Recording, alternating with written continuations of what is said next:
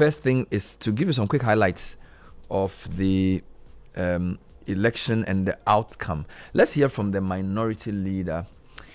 He was speaking after the, of course, the voting and after everything else, expressing his views about what lies ahead for the NPP. Our other worthy aspirants who carried the banner of competition with honor and grace. We salute Honorable Kennedy Oine Japan for his passion, his firm belief in accountability, and his unshakable commitment to the ordinary Ghanaian. For me personally, this is a friend, true and trust, with whom I share a code. I believe that in this life, in all situations, loyalty to friendship is very essential. Man must not forget his friend because there is everything wrong with a friend. My relationship with him remain unsoiled till time shall be no more. But I equally recognize, and he himself recognizes, that our party first.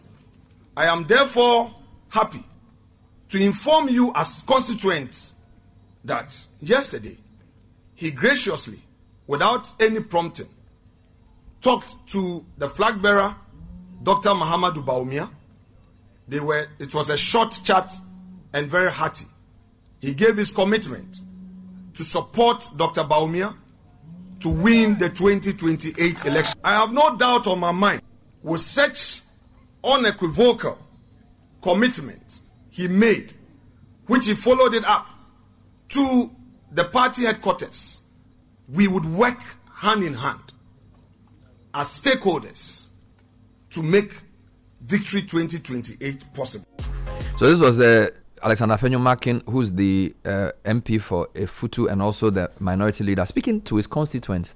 Now the context is obviously after the speeches given at the NPP headquarters, he had to speak to his constituents, because if you look at the voting pattern, particularly in his constituency, they voted massively for Kennedy Japan. Indeed, Kennedy Japan had 644, which is about 85%. Brian Champon had 32, Bawumia had 79. And Dr. Educhum had no vote, Kennedy Japan had 2. So in that particular constituency, you can tell that the executives went fully for Kennedy's, which was why he spoke. Let's hear Dr. Bawumia himself speaking in his victory speech after the EC declared him winner. I want to stand on this energy to make a passionate appeal to all members of the great NPP to let go of whatever reservations they have and come together. We need every idea, every voice, and every piece of advice to help us preserve and project a proud tradition bequeathed to us by our forebears. Let it not be said anywhere on any day that the party of B.J. Darochi, Peter Alagete, Odoy Sykes, J. Kufuor, Professor Mike Okwe, C.K. Tedham, J.H. Mensah, Aliu Mahama, Nana Adodankwa Akufo-Addo, among other great patriots, could not handle disagreements as natural ways of stating alternative positions. I have the duty to the delegates who stood by me and to the delegates who found worthy ideas in my brothers who contested me. My election today communicates a broad-based appeal across the party, and I need to draw directly on that capital to unite the party as one of the crucial steps to winning power in 2028. I call on all to join in this bounden duty. After all, as the Akans say, prayer se uyi bako ana ebu ukaboma emu.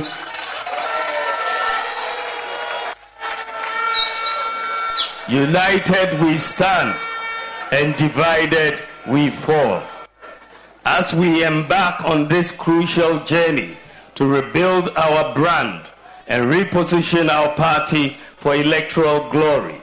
Let me remind you, dear party members, that whatever we have gone through during the past few months is not new in the politics of Ghana.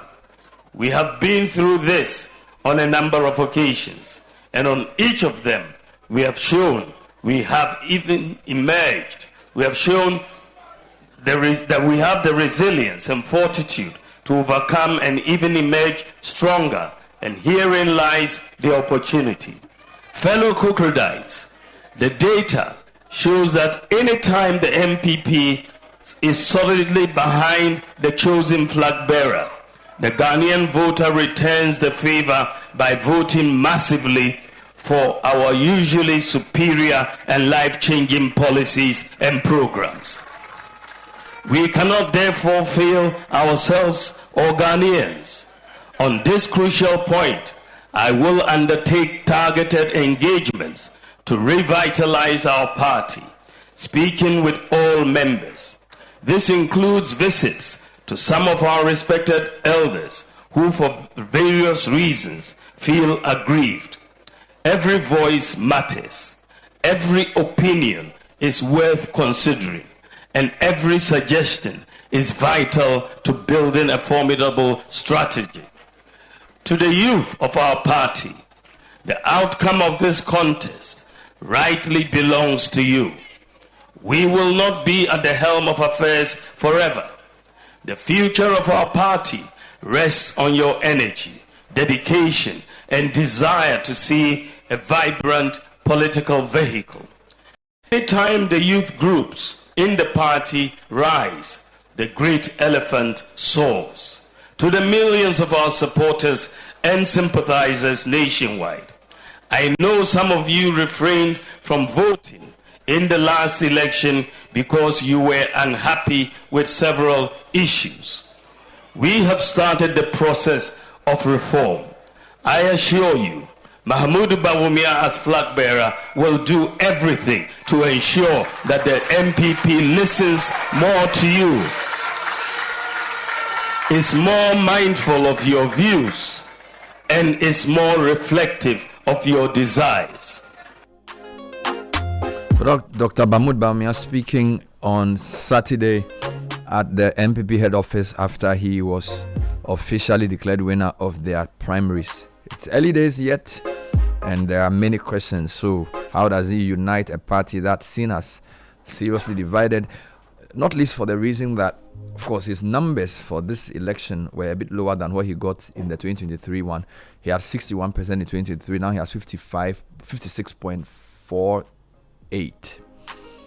And although his main contender's votes reduced from 38 to 23, the third factor, Brian Champon, got 18%. So those two together, around 42%. What does this really mean? Already there are lots of different things being said. Some papers are analyzing the future in relation to what the victory means for the people who did not support him. As an example, there are some prominent members of parliament who supported Kennedy Japong.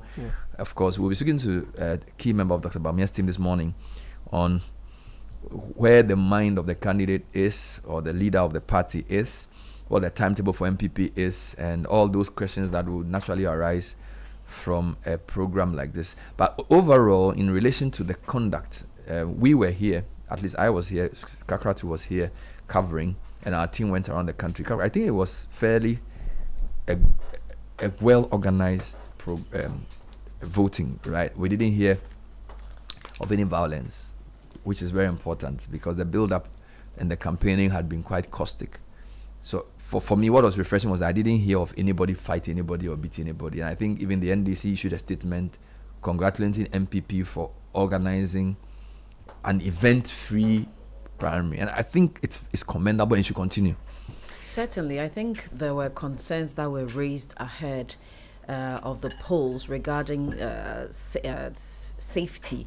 So I guess it was good to put that on the highlight and get the attention of the actual organizers. So commendations also go to the Electoral Commission and the Ghana Police Service. I'm sure that they also put in their bit to ensure that it was generally fairly a peaceful process, and that there were not any serious hiccups. I mean, there were just very few isolated cases of scuffles here and there over allegations of money, but they weren't significant enough to mar the entire process. So I think congratulations indeed to the NPP as well as the police and the Electoral Commission. The other point has to do with what you said about the money. The open complaint by delegates demanding their money, and whether we should consider that as vote buying, moneycracy, I'm not even, because there's a whole, like, people feel entitled to receive money, and delegates are given what is supposed to be transportation and food money. And it appears different candidates give different amounts, and people have come to expect it. And whether that's not corruption, I don't even know what to say, because we can't be hypocritical. Most of our political parties do it. They give people money to come and vote. Yeah, even at national elections. Yes, so whether this is, I don't know whether we should let the parties, I don't know how to explain it, because it's, and to see people shouting that I won't vote if I don't get my money, I think that's really, really sad, because your vote is really the power you have. So you can complain about the voting to say maybe you don't have transportation to go home, but to now use that as a basis for saying you won't even vote, that tells me that your vote is up for sale. And I don't think that's right. I think that the conduct of the electorates, as some of the electorates or the delegates, as we saw, was not impressive and could amount to certain violations of the law. Indeed, the Representation of the People Act is clear about things, material, whether cash or kind, being given to sort of influence people's votes. That is clearly a violation. But the challenge we've had over the years is that the arbiter or the regulator of the whole election process, which is the EC, looks on while these kind of things happen. Ordinarily, you would expect a statement from the Electoral Commission taking cognizance of what has happened and suggesting, maybe saying that they would investigate this matter. Was Kodio even there? I doubt. I don't think. Was Kodio even there? We'll have to check. Yeah. So yes, and also election observers coming in, but primarily the Electoral Commission. My expectation was that would have issued a statement to address this and inform the public of the investigations into it and whatever the outcome and whatever the sanctions that will come. That's generally the situation. In our conversations with Paul Adomotri, host of Good Evening Ghana, he made an interesting point about the failure of the social contract and what happened during this internal elections by the NPP is symbolic of what happens at the general elections, which is at the national level. Because of a certain failure to cater for their welfare, then there's that transaction disregarding the law. So the delegates expected the contenders, the aspirants, whether or not they are going to come out and say that they endorsed all the allegations of givens here and there, transportation and what's not. There's the expectation and there's also the given, which is in clear violation of the law. But it raises a bigger question about the party's internal structure to address welfare concerns. And it comes then to the nation at large, the failure of the social contracts, where some people will take our taxes and the leadership roles to govern. But when they fail to do that, what we see is indiscipline and entitlement. So what are the tough leadership decisions Dr. Bawumia has to make as leader of the new patriotic party?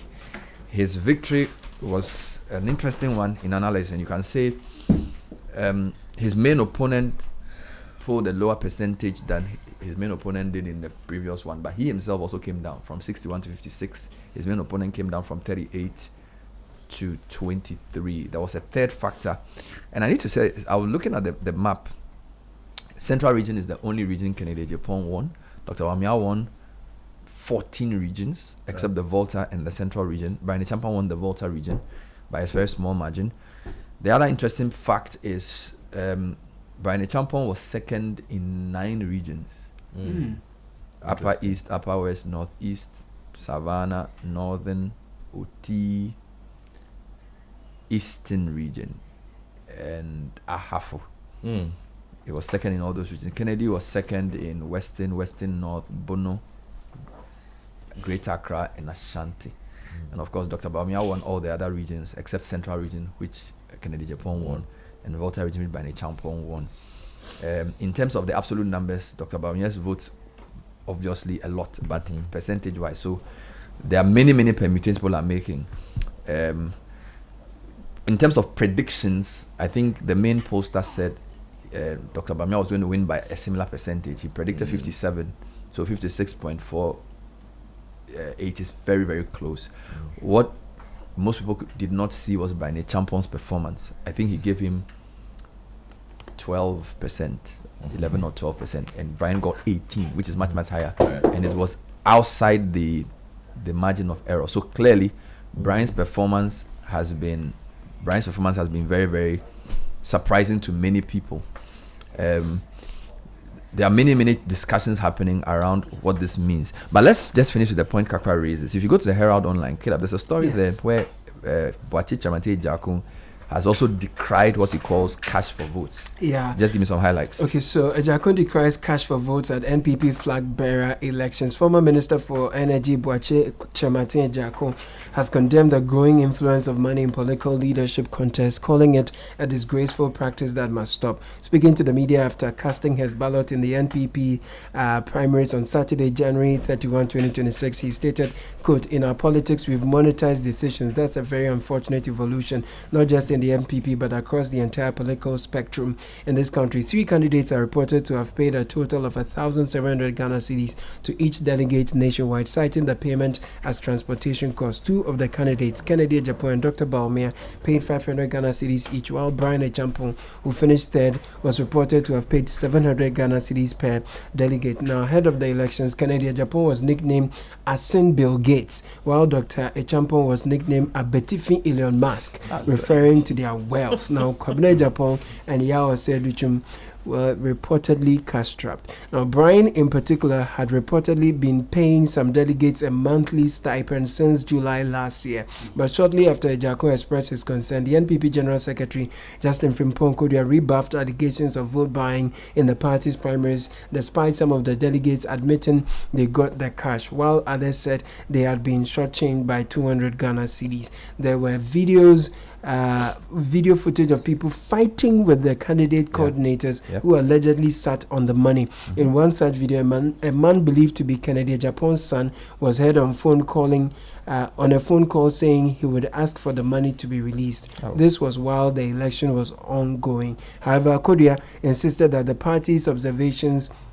provide no evidence that delegates were paid to influence their voting decisions. Mr. Jakun had stressed that the issue extends beyond politics, noting that financial influence has even infiltrated church elections. I've even heard that in some churches, when they elect elders, money changes hands. That's a shame to all of us. It must stop, he remarked. Jakun called for checks and reforms to address the issue. Quote, "After today, we will have ample opportunity to examine this phenomenon and put in place methods, checks and balances to curtail this shameful practice. We don't want it as a party and as a nation. It's not healthy. Once money starts changing hands from the bottom, it climbs all the way up and feeds back," he explained. It goes on and on. Yeah.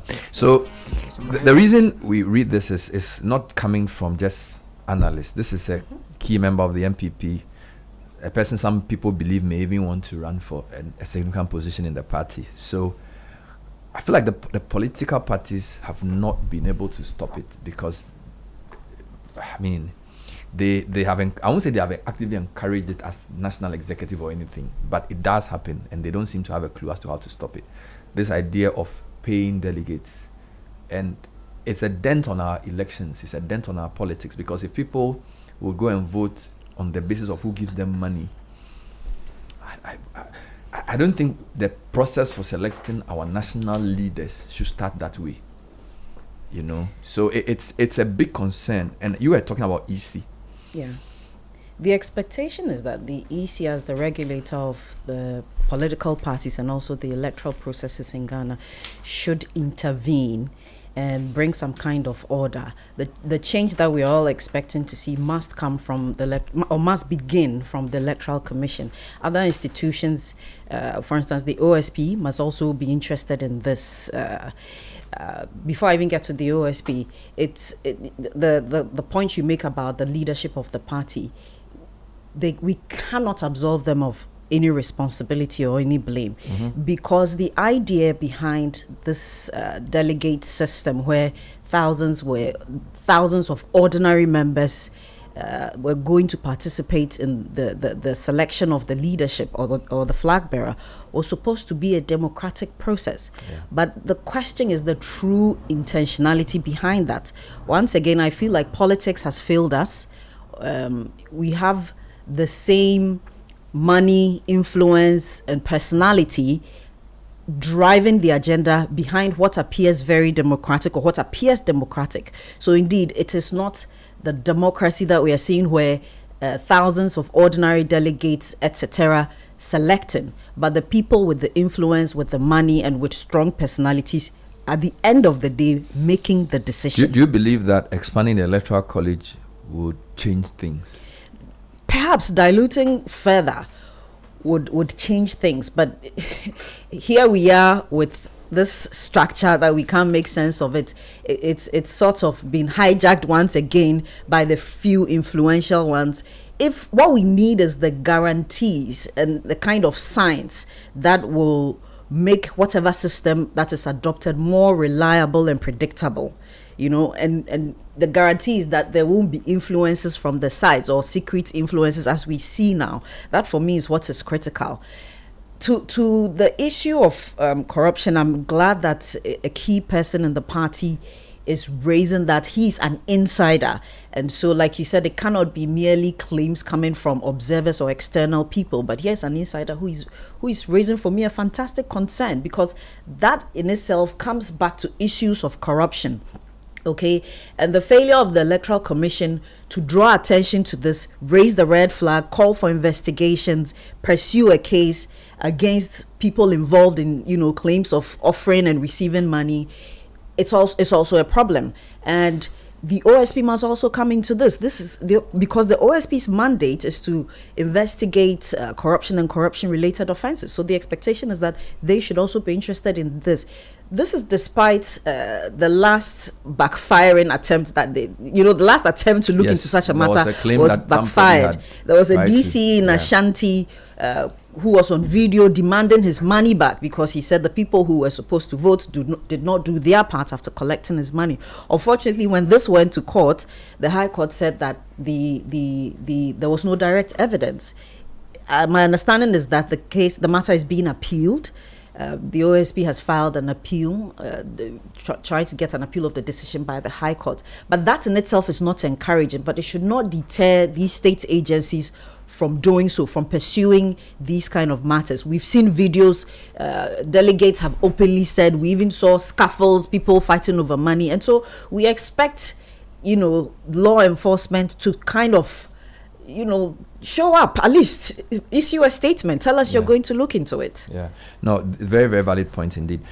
We also want to look at what the outcome means in terms of mandate and what the NPP leader needs to do. From a very simplistic point of view, 3 years ago, he had a main opponent who got about 2/5 of the vote, and he got 3/5. Now he's gotten a little lower than that, and you can say two of his main contenders' votes together is about 42%. Does that diminish his mandate in any way? Does a first past the post for a primary mean that if you don't win a big majority, it reduces your mandate? I'm not sure. We don't know. It's something we have to discuss. Then the question of how to secure unity. You've given a speech, and the speech was conciliatory. Your opponents have all conceded in a gentlemanly fashion. That may be good for the optics, but what will party members and the Ghanaian public want to see to be sure that the MPP actually is uniting?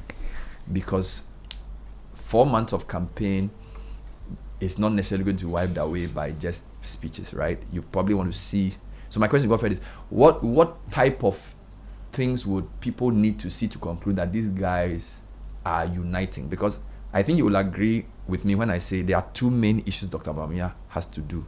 He has to unite NPP, and then he has to convince Ghanaians that NPP is the party they should vote for in 2028. This is how our politics works. So internally, he needs to close ranks. And then externally, he needs to convince the public that we are still a formidable party, the right alternative to NDC. So, and I suspect he will have to do step 1 before step 2. Or he will do step 1 in addition to doing step 2. Step 1 of unity, beyond the speech, which was a good speech, and of course, everybody conceded. If you look at some of the story, Herald is saying Afenyo marking others in danger. They already listed MPs who may be in trouble. So there seems to be some sort of schism around, hey, the people who didn't support us, we must show them pepper, that type of thing. How does Dr. Bawumia treat a person like Kennedy Japan? What should be his posters were by a champion?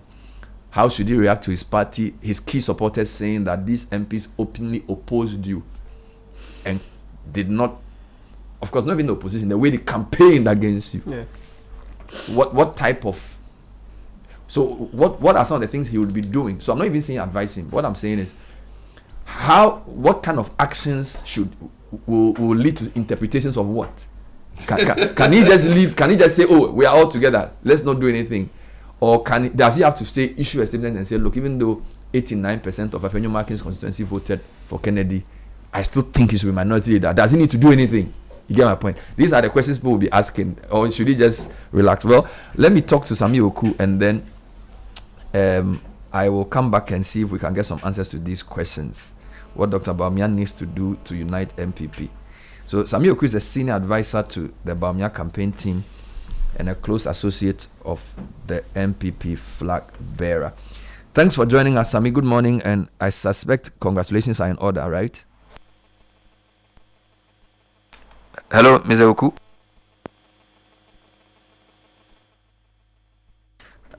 Okay, we'll sort that out shortly. Hello, Sammi Awuku. Good morning. We'll put that through. Go for it. That's a loaded question. The question is too long. It's a very difficult question. The question is too long. But here's my take on this quickly before Sammi comes in. For me, I think the most important thing for Bawumia is to show this is his party now. And he needs to show it from now till the election is here. And he needs to show it in a manner that convinces people that he truly is his own man. For a very long time, he has struggled with the perception that he is not his own man. He's always been somebody who is controlled. In fact, if you look at the last election, he struggled with that particular perception. The fact that, well, you were the puppet of the Akufo-Addo government. So he needs to own exactly the party. Let me talk to his man, and then I'll come back to you for development. Forgive me. Time check is 8:39. Sammi Awuku is a close associate of Dr. Bawumia and also MP for Ekwapim North. Mr. Awuku, thanks for joining us. Good morning. Thank you, and a very good morning from your fellow constituents. You know, people don't know you also. Your part comes from my constituency. All right. Yes, of course. My mother's father is from your constituency, so I yeah. that. So that means you yourself, you have to be paying some dues. We've left you for far too long. No problem. We can discuss that after the show. Congratulations to you, and also thank you. Because I'm looking at the results and I see the numbers for Ekwapim North. Dr. Bawumia had 73.3%. That's 556 votes. That's one of the higher percentages in the region. In fact, I think apart from in Sawam Adoejiri, this may be the highest Doc got in the Eastern region, if I'm not mistaken. Ebuakwa South in Sawam Adoejiri, Suhum and Ekwapim North. So these are the top 4. Yeah, I'll be teaching obviously for the Honorable Brian, but the top 5 in the region. Dr. Brian won his own constituency, which was expected. But next to influence for the Bawumia project, the highest came from Ebuakwa South, followed by some Suhum and then Ekwapim. It was one of the highest. Ebuakwa South is interesting because the former president did not vote, and he assumed a neutral posture. So for his... The president doesn't vote in the Boako South when it comes to internal primaries. No, he didn't vote anywhere at all. We are told he didn't vote at all. No, I'm just... So it's a general election when he votes in a constituency. It comes to internal party election. Self-President Kufuor, Council of Elders, and all, they vote at the headquarters. Okay. No, I was using that more to suggest that that's where it's from, but I get your point because the MP is attached here. So, by the way, the MP is in Siajaman. Forgive me. Former MP is attached here who also support. Yes. Yeah. The reason I'm even doing this opening questioning is what type of influence does an MP have over the delegates in his constituency, so that if 73.5% of Ekwapim not voted for Bawumia, how much of that will we attribute to the fact that you are a key supporter of Dr. Bawumia? Well, let me say good morning again to your cherished listeners, and the congratulations that you also did say is in order. If you ask me about the results from my constituents, I think it also has to do with the relationship between the MP and his delegates and his constituents. For many of them, they know Dr. Bawumia, but they will also tell you, because of my MP, I'll vote for him. Or because of my MP, I'll vote for him. Or they also tell you that I like Dr. Bawumia, I love his policies and vision, I'll vote for him. So it's a mixture, it's a cocktail. And that the influence of a member of parliament, especially when we've come out of a very, very difficult 2024 elections, the party delegates at this point in time, they are God, their MC, their DC, their Flagbearer, their president is their MP when it comes to the party delegate. And so in a typical conservative party system, the base looks up to the top for direction as well.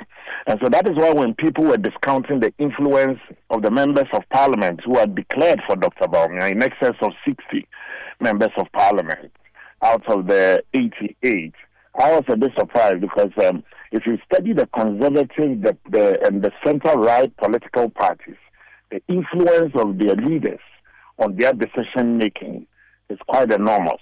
And I've had this experience working closely with the Republicans in the U.S., working with the conservatives in the U.K., and also working closely with the CDU of Germany. It's always been their style. And so unless you don't understand this center-right ideology and how they tend to make decisions, you will discount the influence of their members of parliament or their leadership from the top.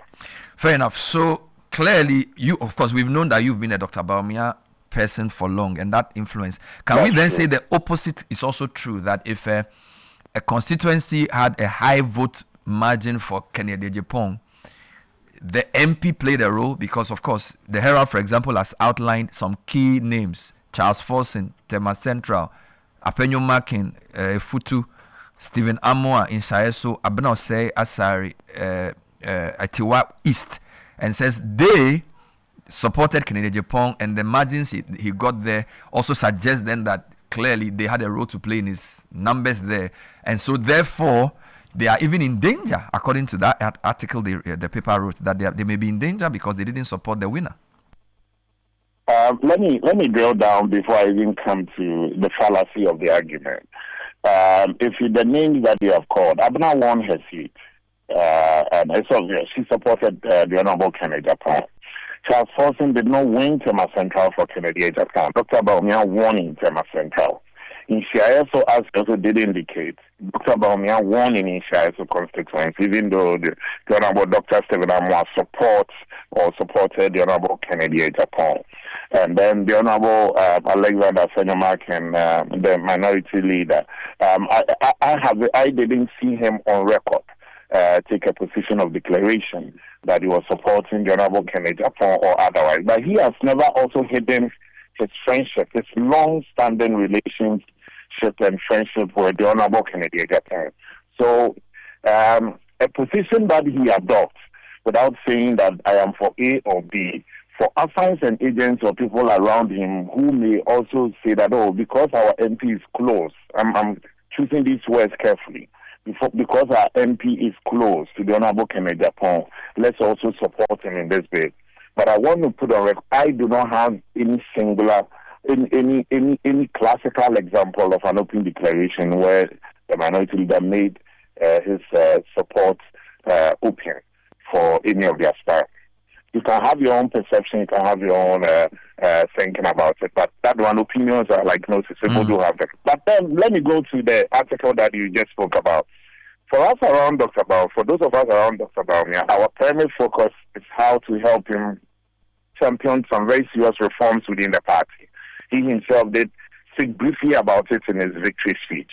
And I know one of the things that is yet to start is how to restore the voting status of our external branches delegates. This issue of proxy, he thinks that decision by the Presidential Elections Committee was perverse and was erroneous, and it's something that should not be made to stand going forward. I also do know that he's also worried about how the party can quickly put itself together, reorganize its base, and make sure that we are in a clear mindset to working towards Victory 2028. And also the feel and the look of the NPP brand as it stands today is one of the things that in private he's been discussing on how we can make the NPP once again a party of choice, a party that's loved and respected by the middle class as their home, a party that also champions policies that entices the business community and the captains of industry and the employers in general, and also how the party responds to the changing trends on the ground, making sure that those also below the ladder, at the bottom of the ladder, let me say, also see the NPP as a party that responds to their needs in terms of our pro-poor policies. So yes, there's a lot to be done, and he's also very much firm on the issue of discipline. He thinks that a party that is not disciplined cannot win an election. He's determined that he's going to reach out to each and every one that he believes has a role to play, and people who feel bitter and sidelined by our policies and programs as a party within the system and outside the party. So on his own, he's been doing much before the elections, and he was fortified in his belief that this election he was going to win. That I can tell you for a fact. Fair enough. Did the 56.48 come as a surprise, and is it disappointing that he got a lower percentage than he did in 2023, when indeed the trend for your party has been that when somebody tries for a second time, he does much better with delegates? I think that, in all fairness, the campaign internally, we projected a win between 55 and 57% internally. And looking at all the polls that we conducted internally, all the outlooks, all the propositions and our projections did rest within that range. And so one was not surprising. Again, the dynamics of this election is totally different. And totally different from elections we've had in the past. We've never had an election where you had over 70 to 150 policemen at a polling station, meaning that the stakes are high. You've never had elections where you have and peace back and all that being shown even in the open. You've never had an elections where, for us as a campaign team in 2023, we did embark on multiple strategies where we call it deep dives. That's an internal strategy where we had to use a cyclical, where at every electoral area we had to people from the center to the region, the constituency to. Sammi, we are having some challenges. If you could reposition, I suspect you are still in your constituency. We will reconnect because the interview is not done at all. It's 8:49. We're speaking to Sammi Awuku. We are just trying to be sure the line is better. We have a few more questions to ask. He is one of the key advisors to Dr. Bawumia's campaign team, an MP for Ekwapim North. We just basically get him his reaction to some of the issues we've been discussing on the program. Your views are welcome. 053-998-6996. How does Dr. Bawumia unite the MPP, and how does he convince Ghanaians that the MPP deserves a chance in 2028, which is 2 years away? That's the main subject for the discussion today. My colleagues are here with me, Godfred Akotoboafu, Kakra Forsen, and Caleb Kuda. Let me see if I have the connection. Sammi, thanks for your patience. So we have you. That's fine. Yes, we have you back. So your point is that he is focused on the branding of the party, uniting the party, and all of this. I just wanted to pick a point. There seems to be obviously some clamor around some repercussions for how people voted. Are you saying that Dr. Bawumia is not interested in that at all? That he's not interested in saying there must be a reshuffle of, say, the minority leadership or anything like that? Are you saying that on record? I don't know what you mean by saying No.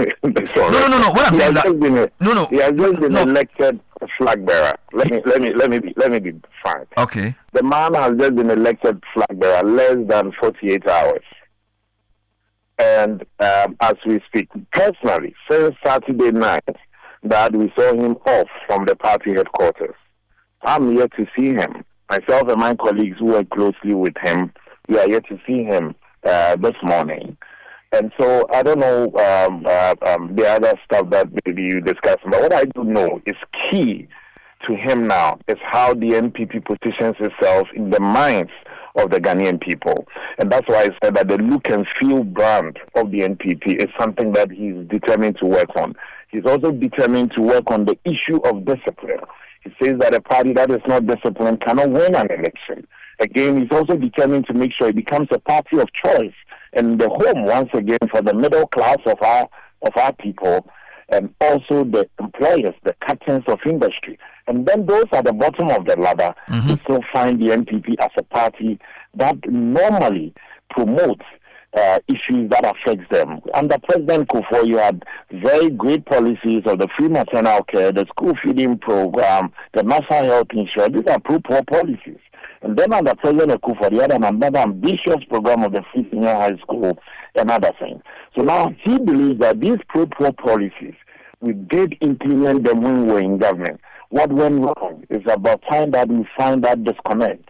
And for him as a person, the key thing for him now is how to reunite the base of our party, making everybody feel part of his vision and plans towards 2028 and beyond. And those of us around him, it is our duty to make sure that we don't go on a personal level, how we can help the man to succeed in winning the presidency of our country and implementing the bold policies and ideas that he has nurtured all these years. So let's deal with the issue of unity. He did say in tweet that one broom will break, but a multiple broom works. So clearly he knows that unity is his main preoccupation for the party in terms of reuniting the party. On that, how did you assess the performance of a person like Brian Champong? 18%. Was that part of your projections? You said you were expecting 55, 57, so that's fine. Did you think internally? Yes. But did you see him, a third candidate, doing as well as he did? Well, personally, one thing that we also did note in our own internal projections was that we believe that between Brian and Ken, they were not going to cross 40%. That is based on our own internal projections. And we also felt that the other two aspirants were also going to pull up a bit. But he has great respect for all his colleagues and in the contest. And I honestly think that in politics and elections, nothing should surprise you. We never expected to lose a huge number of seats during 2024 general elections, but it happened. So you take one election at a time. And dissecting into the details, the figures, and I also will tell you that Dr. Bawumia, right from the word go, internally we knew we were going to win these elections. But honestly, at the point in time, people thought that it was going to go into a runoff. We wanted to avoid that, I can tell you for a fact as well.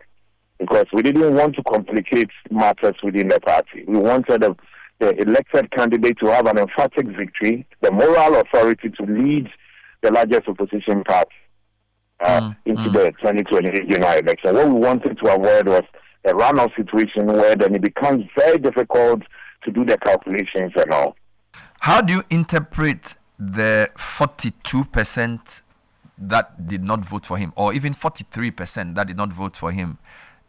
Does that weaken his mandate? Does that make it imperative that he's seen working with the 2 or 4 losing candidates more directly? He's going to work with everybody. And mind you, between him and the closest contender was a 33-point gap between him. and the one who placed second was 33 points gap. So that is significant in such an election. That notwithstanding, the NPP's problem will not be the big men who contested. It will be those around the big men who were on the ballot. Our commentary, our conduct, our ability to accommodate dissent, and also have in mind the bigger picture of the party winning the 2028 elections. And that is why it's often said that the victor must be magnanimous in victory, and the loser must be gracious in defeat. So let me use also your platform to also make a case that our commentary for those who supported Dr. Bawumia, our commentary should also reflect his views, his persona, and what he stands for. And I mean, as for a little teasing, trolling here and there, it's part of the political game, but it shouldn't degenerate. Let's not overly rub it in for people to feel that then I'm not totally welcome. No, a little teasing here and there is normal. I mean, it adds on to the cocktail of this whole politics. But make sure that the language is decent. Make sure that there's an end game. Let's look at the bigger picture of making the man not just a flag bearer as he's just been elected, but making him president of the republic. The elections were very peaceful, and everybody is commending the NPP for this. But the concern has been the money matter. We have seen videos of delegates saying that if you don't give me my money, I won't vote. That some of them said their coordinators are sitting on their money. In fact, what work did they do? Let me finish the question. Wate Jakun, a former minister, has condemned the growing influence of money in our politics, speaking to media after the elections. He says, unfortunate that not just in NPP but across the entire political spectrum, money is becoming a big factor in elections. And of course, we all saw the videos. So my point to you is, as a campaign team and as a party, what do you have to say about that? Where we have seen videos of people saying, Bawumia is supposed to, my 500 from the Bawumia camp has not come. My 700 from Brian has not come. We heard that. We saw that all over. Somebody paid 700? Well, that's what your people are saying. I'm not there. The videos are there, unless you've not seen them. I haven't seen them. Oh, I'll forward them to you. There are lots. They are playing all over on social media. Even Ejaku commented on this.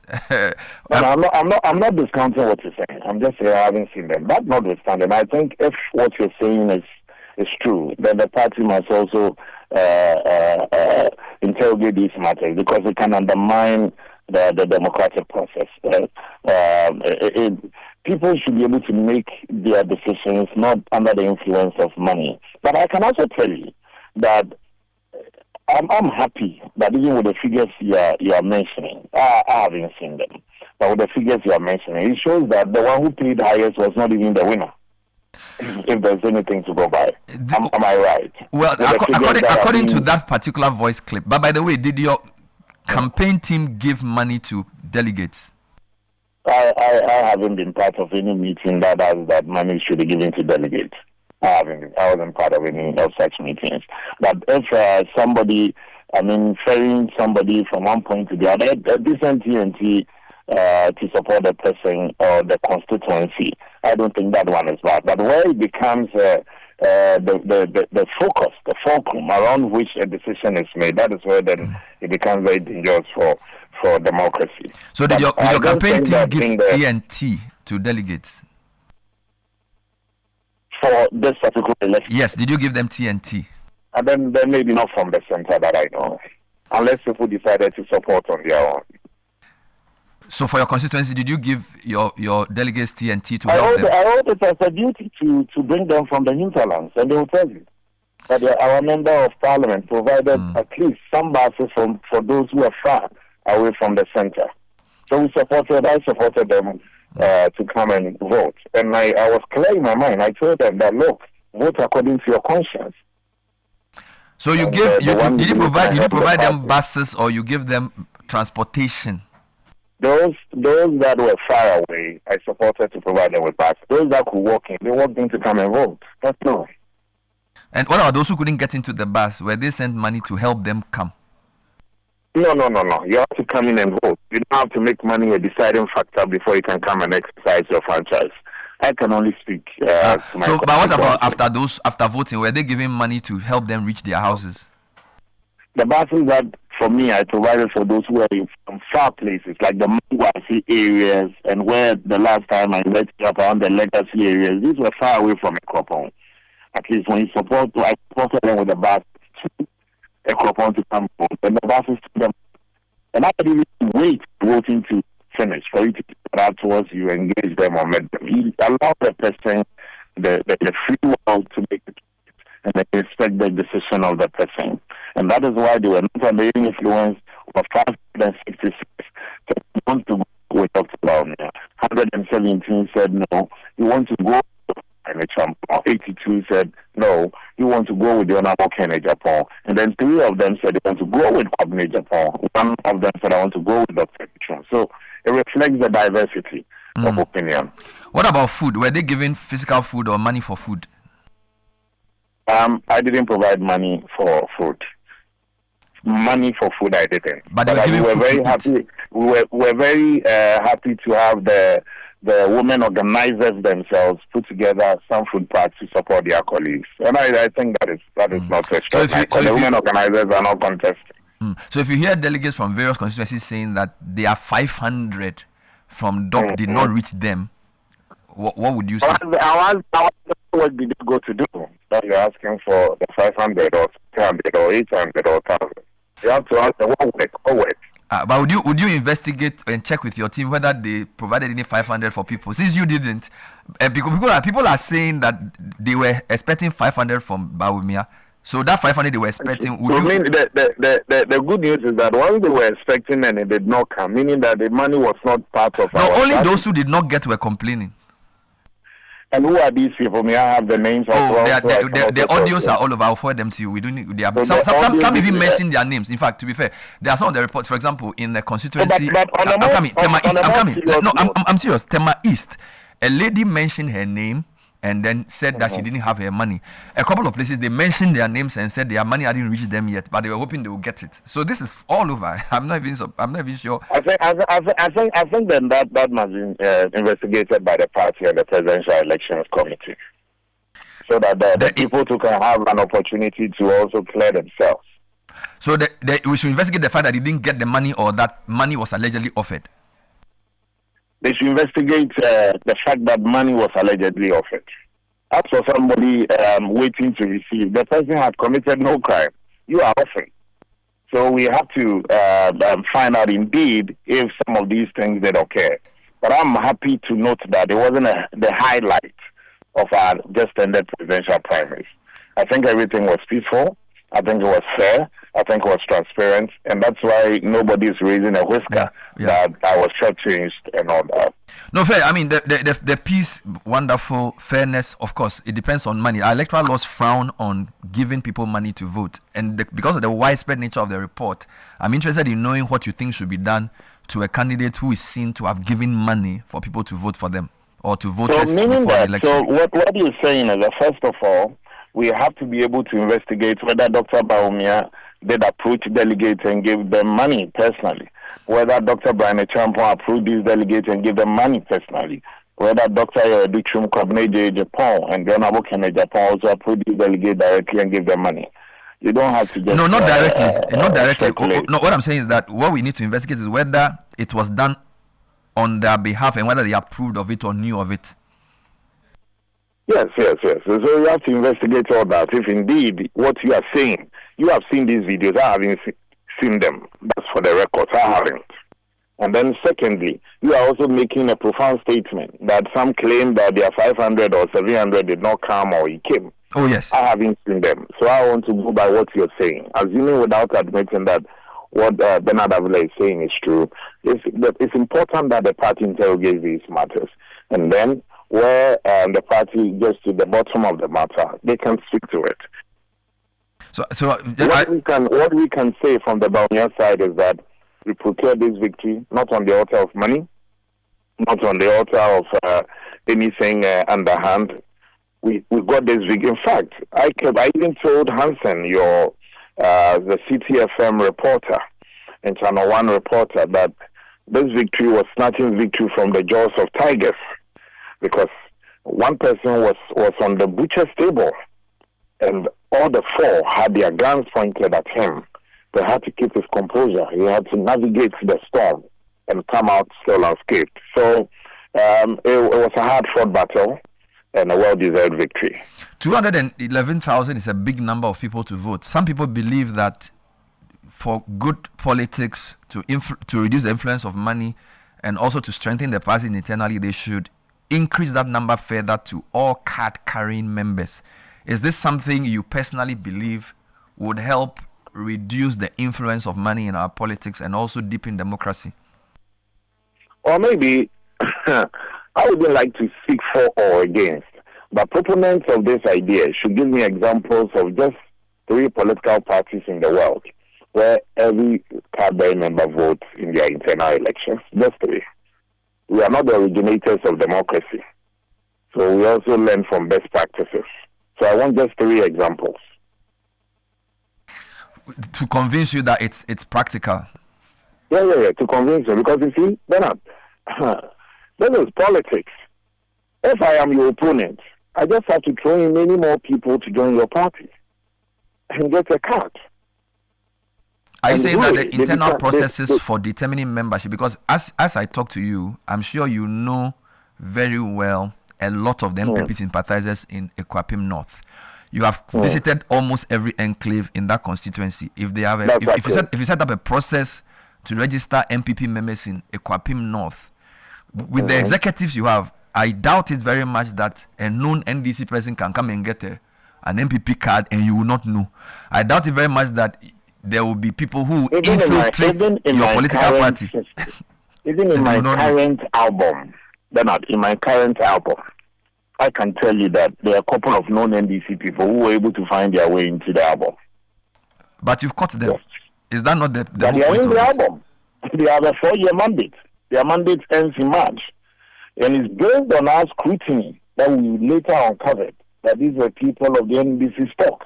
So if you are going to open your goalposts unprotected and now that every card-bearing member should come and vote in your internal primaries, you know what? They are going to be electing leaders for you to face their beloved party.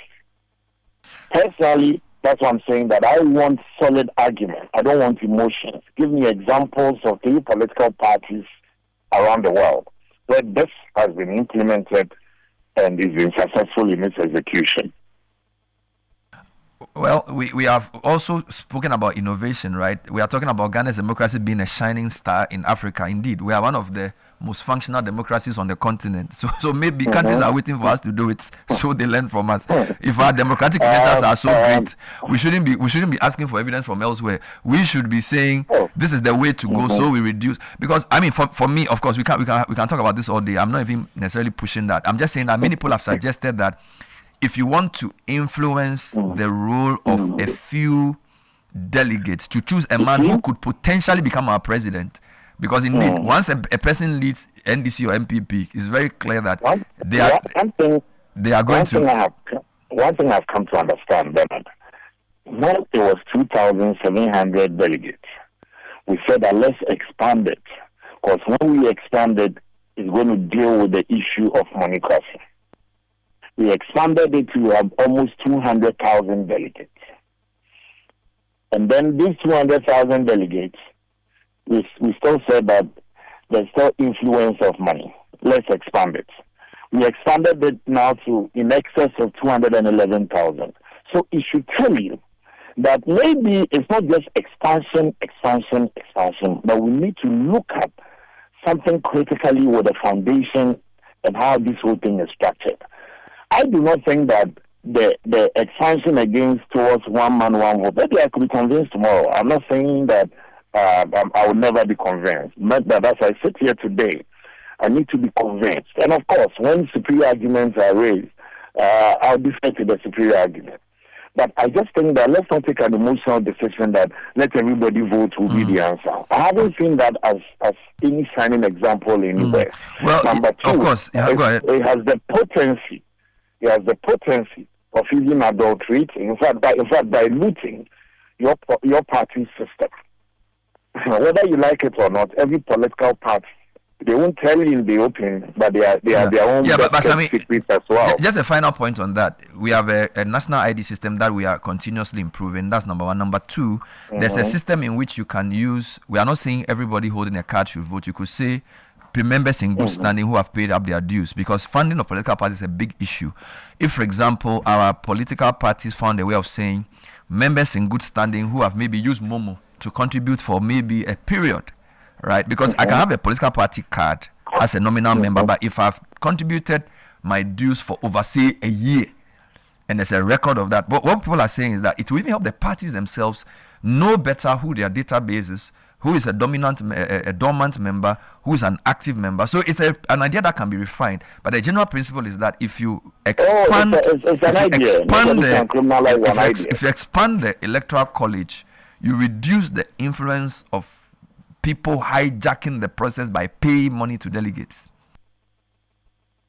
So it's a mass election. First of all, this electoral college was in excess of 211,000 people. And it is the largest electoral college on the continent Africa. None. No political party beats the NPP's electoral college. That's up today. And so for me, it is already a functional matter. But maybe what we have to address critically, some of the issues that come out, you keep reforming, you keep improving. But opening the goalposts and telling me that just the person also paying dues are Momo and all, and being good, dues are no more than 5 cedis or 10 cedis a month. I can have 3 party cards and be paying these dues across the parties. That's not how political parties we are made. We go through the mail to make sure we scrutinize and get people who are even our members. We take them through some tests and trials before they even become your executive at the polling station level. Even with this robust system, you can have your non-party being smuggled into it. You have to be careful with how you are opening this goalpost. Winston Churchill put it rightly. Said I've heard many arguments against democracy. Some say it is bad, some say it is this and that, but nobody has been able to convince me of an alternative. So in the absence of anything good, the West is accepted to be the best. Wonderful. Let's end with, I'm going to quote 2 paragraphs from an article Franklin Kujo shared on a platform I'm on about the choices MPP faces. And this is in relation to what the MPP needs to do for Ghana. Which platform is that? Is it a government platform? No. This is a tax justice platform. So these are people who are tax and finance people. So the article was actually written by a guy called K. Kujo. Then he says, primaries are seductive. They make parties feel powerful. They compress complex national moods into internal applause. But nations do not vote like delegates. Nations vote with memory, emotion, and lived experience. It says, MPP will choose a leader tomorrow. He wrote this the day before the voting. Then he said, the day after, it must choose a posture. Then he asked a question. Will it treat 2024 as an accident or a verdict? Will it defend everything or finally draw lines? Will it reward loyalty or restore credibility? Will it shout louder or speak more truthfully? Then he says the ballot on Saturday will answer one question. The country is waiting for another. That's how he concludes the article. What are your thoughts on that? The fact that, yes, MPP's unity is a key point, but how the party positions to Ghanaians and how it interprets the 2024 outcome is going to be a long way to determine how people see the party as a general public. What are your thoughts on that? Well, first of all, he has shared his opinion. One thing that I took from what he wrote is whether the party reward loyalty or credibility. The party rewarded both. Rewarded Dr. Bawumia for his credibility, rewarded Dr. Bawumia for his loyalty to the party. And that's what I took from his article. He's talking about credibility to the people of Ghana, not within the MPP, in terms of how the party presents itself to the Ghanaian public, irrespective of who wins. So over 211,000 people did go to the polls. And I'm not sure you're suggesting that the gentleman Kikujo is the wisest if placing between these 211,000 people. In elections, people make decisions, and the majority decides on what they believe is the best path to choose. The majority believe that Dr. Bawumia at this point in time possesses the huge credibility, the loyalty to party and nation. And his former boss, Another Banco Kufuor, also underscored that his loyalty to party and nation unquestionable. And again, Dr. Bawumia as well for his ideas that has transformed our nation's digital system, and his contributions to our governance processes is something that we cannot sweep under the carpet. It's a lot of time and a lot of interviews coming. So we thank you for your time and congratulate you and also thank your you so team much for winning. Thank you so much. I appreciate it. Sammi Awuku is a senior advisor to Dr. Mahmoud Bawumia, and he is also the MP for Ekwapim North. And he was talking to us on a wide range of issues. So read a few of the comments for me. We'll be talking to Sammi Awuku about some of the points I was trying to raise with Godfred. We got what we could. Here are some of the comments. It's the cocoa season for the delegates. Once the leader gets into government, they are not remembered. That's the perception. This matter goes beyond politics. It transcends the church and other social groups. It's a character. Hello, Bernard. Ni Ado Amamfro says, I think the MPs who were not on Bawumia's side should not feel threatened in any way. In fact, they rather should be proud of themselves that they follow their conviction. For me, that is democracy. Sammi Awuku is not being truthful about paying for the votes. None of the candidates will approach people directly to pay them. It will be through their reps. So he shouldn't, trying to be evasive and clear in his tone, asking Bernard for names and of people who didn't get their shared funds. Was he asking for an impossibility? Okay, David from Hacho Sendos. There's an interesting one. Bernard, somebody's actually making a claim. My money was given to delegates from the top 3 candidates. I'm a delegate in Adenta. And I can confirm DMB 500, Ken 500, Brian 700. I got from DMB, but the rest I didn't get because they refused to give me because they say I'm a known DMB. This is somebody who sent a WhatsApp to us. So the trick is to operate in incognito. Well, it's a difficult situation. The thing in Ghana is that we all know the law and we violate it and we don't do anything about it, whether it's the EC or the OSP or whoever. Clearly, this is a known practice where people are given money either to help with transportation or food or whatever. And of course, he says he did not give any money and he will be happy for an investigation to be done. Well, the interview was pretty long, so we didn't get into... his answer around the last question was quite interesting, where we were saying that, look, you've chosen a candidate, but you have a lot of work to do convincing Ghanaians as well. Yeah. Of course, he's a politician. He says 200,000 people have gone to choose. So the fact that somebody thinks that there's another question NPP needs to answer, he's not even sure he wants to go there yet. You know, of course, this is just day 2 after the victory. So maybe they want to relax and enjoy it. Oh, of course, and they need to enjoy it. But like I was saying, he needs to... What people will be watching is how he's able to take the party, and now we can see, is this Bawumia's party? You know, because although, you know, on Friday when we did this, I spoke about the gap will matter. And although the percentages were not what we are used to in the NPP, or 80% or 70%, the gap matters if you look at the actual numbers, the real numbers. Gave him the kind of win where he can outrightly say, look, I have the mandate of the party. Of course. And so now it is my turn. He needs to navigate quite the murky internal path, that notwithstanding. There are internal party elections that are ahead for party executives. We will also see how that goes. But I think for me, just navigating that path and holding firm the leadership that he has now in the party will be his most important task. The matter of what to do with Brian or what to do with Ken, I think will deal with itself if he is able to control the party properly. If he brings the party to heel, they will come to heel. You understand? And so I think for me the next year or 2 before he gets into actual election mode is cementing his grip on the party. For me, that is the most important thing in terms of... Which means that things like the elections from the grassroots upwards, he'll be interested. He'll be very interested in the kind of people who lead people who lead the party, because those are the people he has to function with. In terms of the MPs, so it doesn't even solve the problem for those who think that the people, the early primaries was to preserve some people in office. Not necessarily. There's no guarantee that there are no those guys will stay. Exactly, there are no guarantees. There's no guarantee. And like I was saying, also, the so-called, renegade MPs or who, and I don't think there's going to be a matter of chase them away or whatnot. So look, when it comes to a national election, you need numbers. Some of these MPs are not your regular MPs. Some of these MPs are MPs who hold sway. You touch them, it will affect you in ways that you don't want it to affect and you. it may also deepen the Exactly. perception of the schism that division. you have.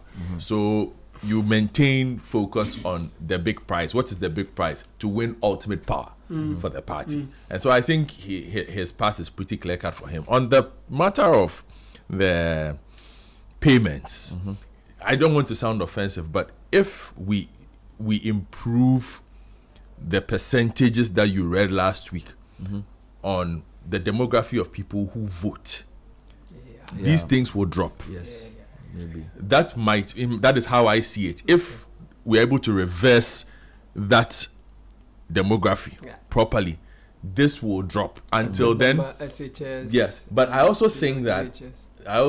that we sometimes must not credit the money too much. They just want the money because it's their time. It may not It necessarily does not influence. influence what they are going to do. Whether they get the money or not, they will cast a vote.